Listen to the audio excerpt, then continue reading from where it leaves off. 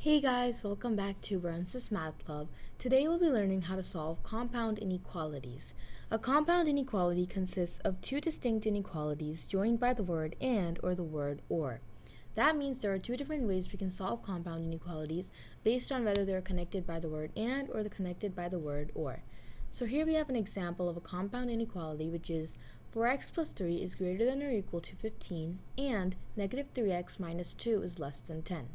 Now, from our previous videos on inequalities, you should know that an inequality has the symbols which are greater than, less than, greater than or equal to, and less than or equal to. That means when we find the solution to our compound inequality, we will not have the exact value of the variable.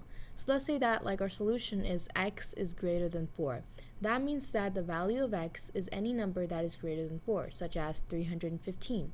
Or let's say that the solution is x is less than or equal to 15. So that means that the value of x is either equal to 15 or less than 15. So it could be negative 15, okay?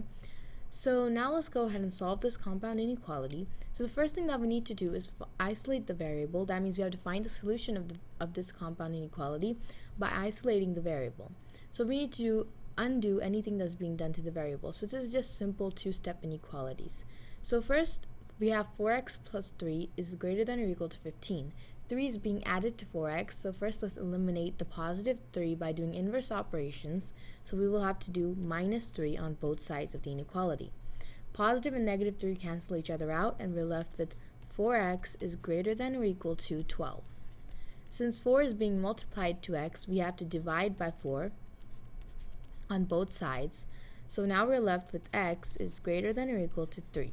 So the solution to this inequality is x is greater than or equal to 3. Next we have our inequality, which is negative 3x minus 2 is less than 10. So we need to get rid of the negative 2 by adding 2 to both sides, and we get negative 3x is less than 12. Next we have to divide by negative 3 on both sides. So negative 3 and negative 3 cancel each other out, and we're left with x.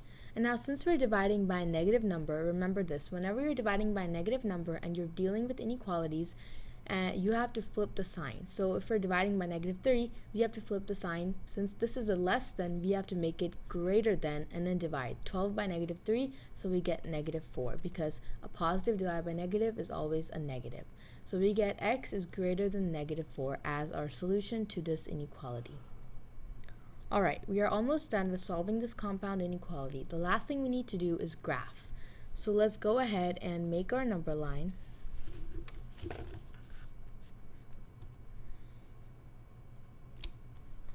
So now we need to make sure that we have these two numbers, negative 4 and 3, on our number line.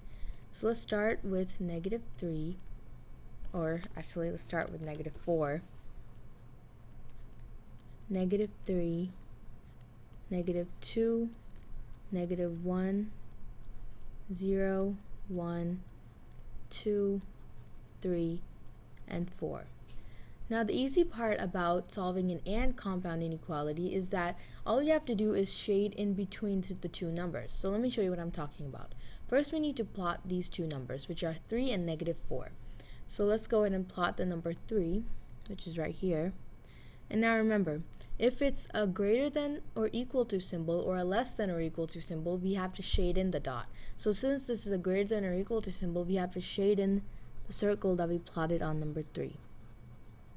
And now we have negative 4. And since this is just a greater than symbol, so remember, if it's a greater than symbol or a less than symbol, we just leave an open dot.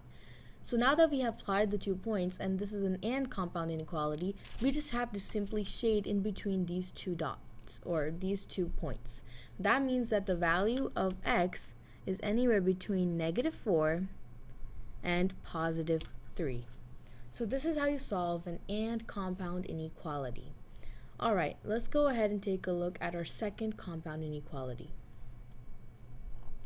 which is 3m plus 2 is less than negative 7, or negative 4m plus 5 is less than 1. So remember, we have to do the same thing here. We have to first isolate the variable, which is m. So since 2 is being added to 3m, let's first subtract 2 from both sides, and we get 3m is less than negative 9. Next, we have to divide by 3 on both sides to isolate the variable m. So we are left with m is less than negative 9 divided by 3, which is negative 3. So the solution to this inequality is m is less than negative 3.